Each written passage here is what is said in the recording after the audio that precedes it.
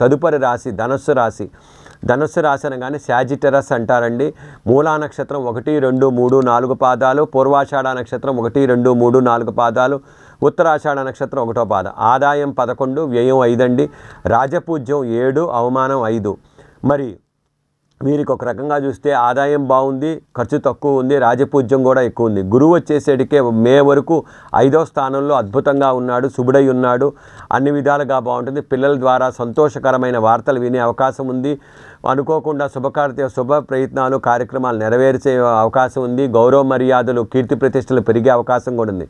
మరి తర్వాత మే నుంచి గురువు వచ్చేసేటికి 6వ స్థానంలో ఉండటం వల్ల కొద్దిగా జాగ్రత్తగా ఉండాలండి. అశుభుడై ఉండటం వల్ల కొద్దిగా ఇబ్బంది పడే అవకాశం ఉంది.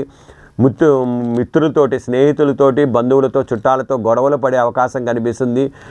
శత్రువుల వల్ల ఇబ్బంది కనిపిస్తుంది. మనం విమర్శించే వాళ్ళు ఎక్కువ అవుతారు. ఒకవేళ అప్పులు తీసుకుందాం, ధనానికి బ్యాంక్ లోన్ సప్లై ఆలస్యంగా పనులు అవుతాయండి. కుటుంబం విషయంలో ఎప్పుడు ఏదో ఒక అశాంతి కనిపిస్తుంది. మనశ్శాంతి అనేది ఉండదండి. కుటుంబ విషయాల్లో జాగ్రత్తగా ఉండాలి. శనీశ్వరుడు ఉగాది నుంచి సంవత్సరాంతం వరకు కుంభరాశిలో 3వ స్థానంలో శుభుడై ఉన్నాడు. కుటుంబం అంతా సంతోషంగా ఉంటుంది. గతంలో వాయిదా వేసిన పనులన్నీ ముందులకు వెళ్తాయి. మరి ఒక రకంగా చెప్పాలంటే ఆరోగ్యం బాగుంటుంది, కానీ చిన్న చిన్న విషయాలు కూడా గ్రహిస్తారు, కానీ ఏది ముందరకు వెళ్ళదు. కేవలం ఆత్మవిశ్వాసాన్నే శని కలగజేస్తాడు.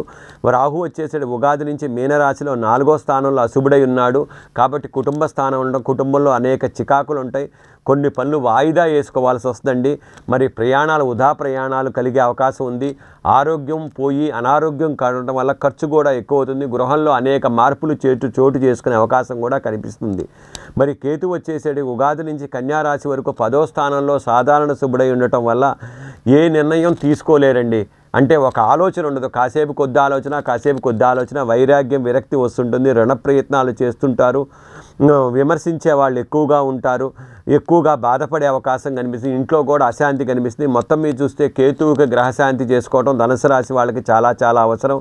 మరి గణపతికి ఉండాలతో పూజ, గరికతో పూజ చేయించుకోవటం, గకార గణపతి అష్టోత్తరం చదువుకోవటం, అంతేకాకుండా సంకటహర చతుర్థి వ్రతాలు చేయటం వల్ల కూడా చాలా మంచిది. రాహుకి సంబంధించి సుబ్రహ్మణ్యాష్టకం పారాయణం చేయటం, ప్రజ్ఞా వివర్ధన కార్తికేయ స్తోత్రం పారాయణం చేయడం, నాగప్రతిమల మీద పాలు పోసుకోవడం లాంటివి చేయాలి.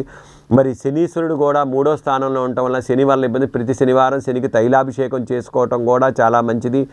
గురువుకు సంబంధించిన కూడా మరి 6వ స్థానంలో ఉండటం వల్ల దక్షిణామూర్తిని చేసుకోవటం, మీకు నచ్చిన గురువు సాంప్రదాయం ముఖ్యంగా గురు ప్రార్థన చేసుకోవటం, గురువు అనుగ్రహం పొందటం, గురుక్షేత్రాలు దర్శించడం, ఇలాంటివి చేసుకోవటం వల్ల చాలా చాలా మంచిది.